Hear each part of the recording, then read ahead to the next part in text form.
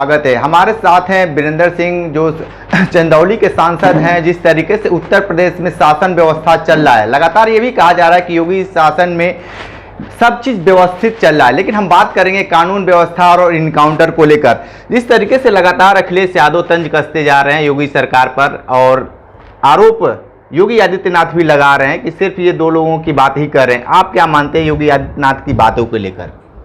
देखिए, वो प्रदेश के मुख्यमंत्री हैं और प्रदेश के सर्वजन के मुख्यमंत्री हैं, लेकिन अगर वो केवल अपने को सीमित इनकाउंटर तक रखेंगे तो सवाल तो उठेगा ही।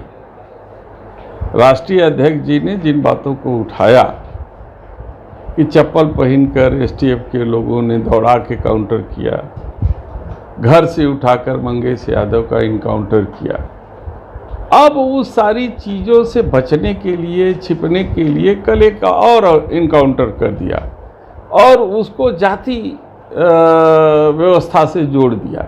तो इनकाउंटर चाहे मंगेश का हो, चाहे अमेठी के उस नौजवान साथी का हो, इनकाउंटर यदि गलत है तो गलत है, अन्याय है तो अन्याय है।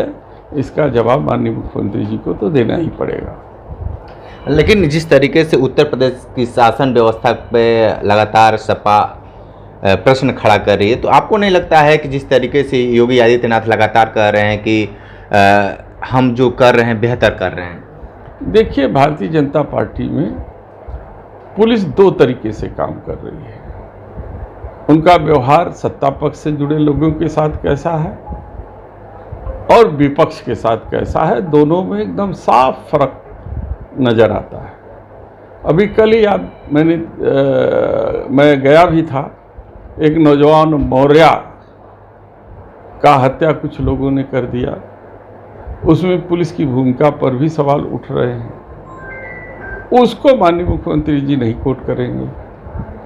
अभी 4-5 दिन पहले हरहुआ के ब्लॉक प्रमुख जो माननीय सांसद जी के प्रतिनिधि और करीबी हुआ करते थे, पूर्व सांसद जी के, वो 2 लड़कों से शराब के नशे में झगड़ा कर लिए, दोनों तरफ से एफआईआर हुआ। एक पक्ष को गिरफ्तार कर लिया गया, दूसरे पक्ष को विवेचना में नाम निकाल दिया गया। अभी 4 दिन पहले सूर्यमणि तिवारी जो चुनाव लड़ चुके हैं भारतीय जनता पार्टी के टिकट से, पुलिस के ही किसी अधिकारी को, कर्मचारी को पीटते हुए थाने में ले जा रहे थे, उनके ऊपर एफआईआर हुआ। 2 दिन में उनका नाम जो है विवेचना में निकाल दिया गया। वही हमारे वाराणसी जनपद में 2 भाई, मूलचंद जो जिला पंचायत का सदस्य है, मूलचंद यादव है, और वहाँ का ग्राम प्रधान लालमन, दोनों झगड़ा छुड़ाने के लिए गए। 2 गाड़ियों में आपस में टकराहट हो गई। उन दोनों का झगड़ा छुड़ाने के लिए दोनों भाई गए। चूँकि वो उनका घर गांव पर सड़क पे पड़ता है, तो वहाँ चाय पी रहे थे, मारपीट होते देख वहाँ चले गए झगड़ा छुड़ाने के लिए। उसी में 2-4 बात कहा कही हो गई और आज 13-14 दिन से वो जेल में बंद है। पुलिस उनका जो है कि जो जीडी की रिपोर्ट है वो सरकार के इशारे पर नहीं भेज रही है, ताकि जो इनकी जमानत जल्दी न हो पावे। तो जो इस तरीके का काम यदि पुलिस के अधिकारी सरकार की जानकारी में करेंगे, तो कहीं न कहीं सरकार तो न्याय नहीं कर रही है। और जब सरकार न्याय नहीं करेगी तो सवाल तो उठेंगे, विपक्ष तो सवाल उठाएगा ही। अब उसको आप तोड़ मरोड़ करके आप जातिगत में ले आवें, तो ये आपके कार्यशैली, आपके सोचने के तरीके का फर्क है। हमारे पीडीए से घबरा करके माननीय मुख्यमंत्री जी ये सारा जो है कि उलूल जुलूल हरकतें कर रहे हैं, ये उनकी बौखलाहट का नतीजा है। विकास के पुल बांधने में लगातार केंद्र सरकार यानी मोदी सरकार लगी हुई है, लेकिन जिस तरीके से रामनगर की घटना घटी और एक कुत्ता और एक आदमी की मौत हो गई, अब पेपर में कुछ कल ही छपा था कि कुत्ते की रफ्तार से यानी कुत्ते की झटके से वो गुंबद गिर गया, और जिसको लेकर अजय राय ने ट्वीट किया कि अगर हाथी चली गई होती तो हो सकता था कि वो घाटी धंस जाता। इस पर आप क्या कहेंगे? देखिए, ये कितनी हास्यास्पद बात है कि जिले का आला अधिकारी रिपोर्ट भेजता है कि कुत्ते के टकराने से खंभा गिर गया और खंभा के गिरने से पूरा स्ट्रक्चर गिर गया। अब ये कार्य करने का तरीका, कार्य की गुणवत्ता और ये सरकार की कार्यशैली प्रदर्शित करता है। तो ऐसी परिस्थिति में मैं जानता हूँ कि जो ठेकेदार है वो सत्ता से जुड़ा हुआ है, इसलिए उसके ऊपर कोई कार्रवाई नहीं होगी। और ये सरकार के काम करने का तरीका है। ये आभासी दुनिया में जी रहे हैं लोग। माननीय प्रधानमंत्री जी कहते हैं कि आप लोग डिजिटल आइए, एनिमेशन बनाइए। अरे, इस देश के नौजवान की शक्ति आप कार्टून बनवाने में जाया कर रहे हैं। अरे, प्रोडक्टिविटी की बात कीजिए, वो उत्पादन कराइए जो देश का एसेट हो, जो आगे आने वाली पीढ़ियों के लिए काम करे। और आप कार्टून बनवाने के लिए प्रेरित कर रहे हैं, रील बनाने के लिए प्रेरित कर रहे हैं, लोगों को मोबाइल में उलझाने की प्रेरित कर रहे हैं। ये देश ऐसे चलेगा? ये देश इंफ्रास्ट्रक्चर से चलेगा।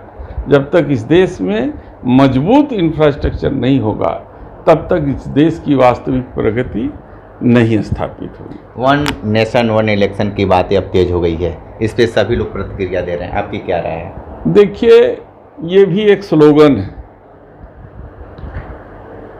जो एनडीए के जो घटक दल हैं, पहले उनसे सहमति ले लें।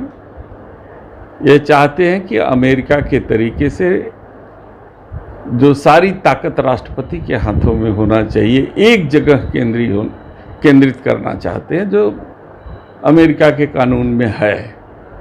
और सारे प्रोविंशियल स्टेट के जितने भी जो है राज्य हैं, उसके जो मुख्यमंत्री हैं, उनके अधिकार सब खत्म हो जाते हैं, सीमित हो जाते हैं। तो वो उसी राह पे चल रहे हैं। हम लोगों ने तो पहले कहा था, और मेरा नारा था, मैंने उनका नारा था कि 400 पार लाओ। तो हम लोगों ने कहा था कि जिस दिन 400 पार आ जाएगी, देश का संविधान बदल जाएगा, सारे अधिकार बदल जाएंगे, ये आरक्षण सब समाप्त हो जाएंगे, एक व्यक्ति के हाथ में जो है कि सारे अधिकार आ जाएंगे, और जैसे देश की संपत्ति कुछ 10 लोगों को जा रही है, वैसे अधिकार पूरा देश 10 लोग चलाएंगे। उपचुनाव को लेकर क्या कहेंगे? किस तरीके से पीडीए आपका काम कर रहा है? पीडीए हमारा प्लेटफार्म है, और पीडीए वो प्लेटफार्म है जहां हम उन लोगों को जोड़ेंगे, इस प्लेटफार्म के साथ जोड़ने का प्रयास भी कर रहे हैं, जोड़ रहे हैं, जिसकी शक्ति आपने 2024 के इलेक्शन में देखा है। जिन लोगों की आज़ादी के सैकड़ों साल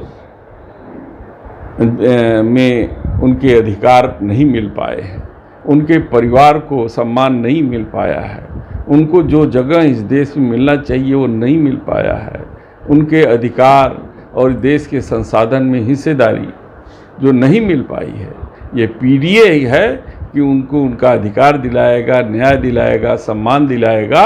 और हम सब समाजवादी इसी धारा पे चल रहे हैं, और राष्ट्रीय अध्यक्ष के निर्देशन में आगे के चुनाव को भी इसी मुद्दे पर लड़ेंगे। ठीक है, तो आप सुन रहे थे सांसद वीरेंद्र सिंह जी को बहुत सारी बातें बताए हैं, विशेष इंटरव्यू कर रहे थे। तो हमारे साथ बने रहे कांडी बनारसी के साथ, हमें दीजिए इजाज़त, नमस्कार।